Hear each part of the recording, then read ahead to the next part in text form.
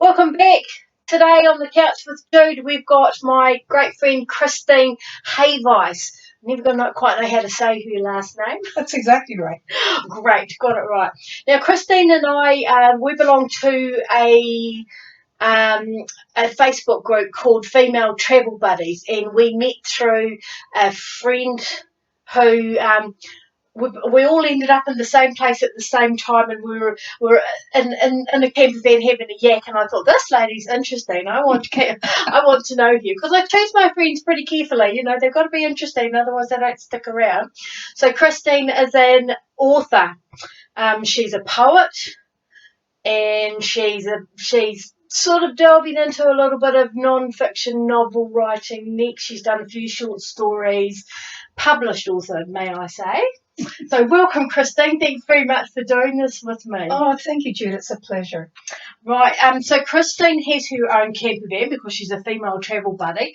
So that means she has a camper van. She lives in New Zealand. You have to have those two prerequisites to join the group. Christine, one of the things that I get asked about a lot is safety. Safety and all different things. They talk about my back window, about stones flicking up.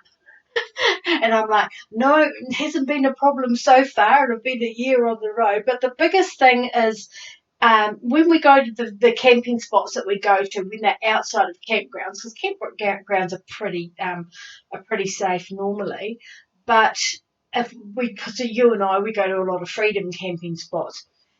How do you choose your freedom camping spots? Well, sometimes it's just purely random based on where I am. I'm looking for somewhere to park, and so I'm checking an app to see, and there's several apps, what's out there. And also it's a good idea to look at the comments that people put on those particular sites, because that will give you a sense of whether it's a good place or not, or whether the dump station is stuffed up or something. This is important. I do what Christine says, and I look in the app and, pick a place that looks pretty cool. Then I look at the comments and I get an idea from that. I've got the added problem of being quite big, so tall is the problem. So Christine's van's probably as long as mine, but it's not as tall and probably not quite as wide. No. So I have the problem of overhanging trees to worry about, because I'm paranoid my chimney's going to come because I love my fireplace. So I quite often will pull up at a spot, and I go quite early, so I get there usually about lunchtime, and then it doesn't take much for me to set up, and it doesn't take much for me to move off either. So it's a case of just flicking a few captures, and it's all quite easy to do. So I stay in that spot for a wee while, and if it doesn't feel right, if I don't like the energy, it sounds a bit, you watch what's going on in that place, are there a lot of people driving in and out, in and out, in and out, in and out? Is there a lot of loud music playing? One of the things I do in a freedom camping spot is I always go and talk to the other people that are there. I go and introduce myself. It's actually a great way to start up a conversation, and I find people are very friendly, and often I'm really surprised about the interaction that can come from that. I have the other problem that people usually come, as soon as I pull up, I start getting people coming to my door saying, wow, look at your truck. Yeah. I love your truck. Well, you're unique. So one of the problems I have is parking when I'm in town. I don't know if you had this problem as well, but because I only move once a week, I have to plan my trips. So if I'm going, say I'm in nature or somewhere, and I'm heading off to Palmerston or something like that, and I think to myself, right, what do I need to do in Napier before I leave? What do I need to do in Palmerston when I get there? Because once I park up, that's it. I'm parked up for a week, and I'm not going to be able to get to these places. So it's planning where you're going to do stuff. Where am I going to park, because it's a bloody big truck, and where's it going to go?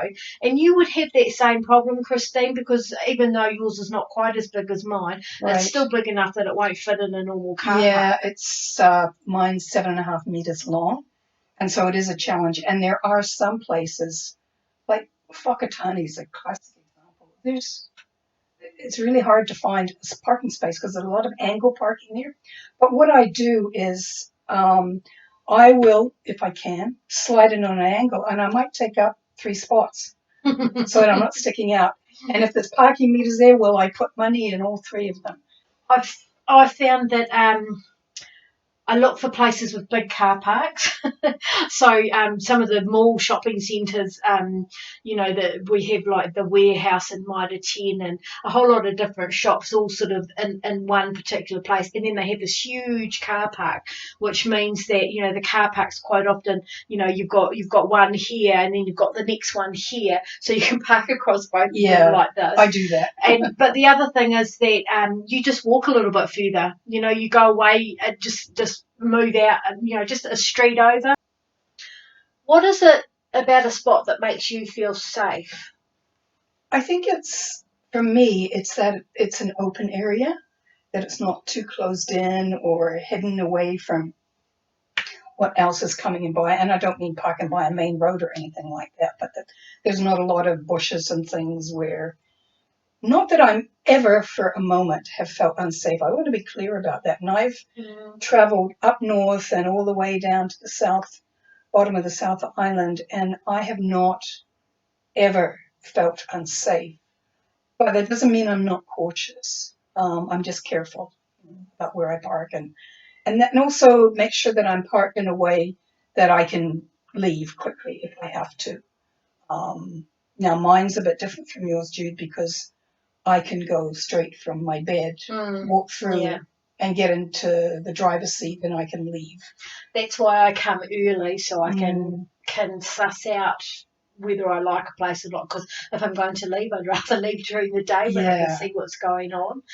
I know I've parked up in some very remote places and people will say, geez, don't you get scared, Jude, being out there on your own? And honestly, the people that go out to these remote places where I park sometimes, they're there because they want to go fishing or they want to go for a walk on the beach. So I've learned I never park in the middle of a town. If they give us a car park in the middle of town, I do not park there because it's just bad. It just never works out. So I always park on the outskirts of the town. Right.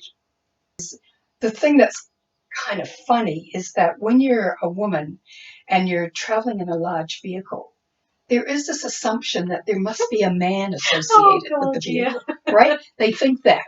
And that, funnily enough, creates its own sort of safety thing in itself, even though, it's fake, but there is that sort of, what is that attitudes towards women? How could some people say to me, how does a little woman like you, because I'm 147 centimeters tall, right?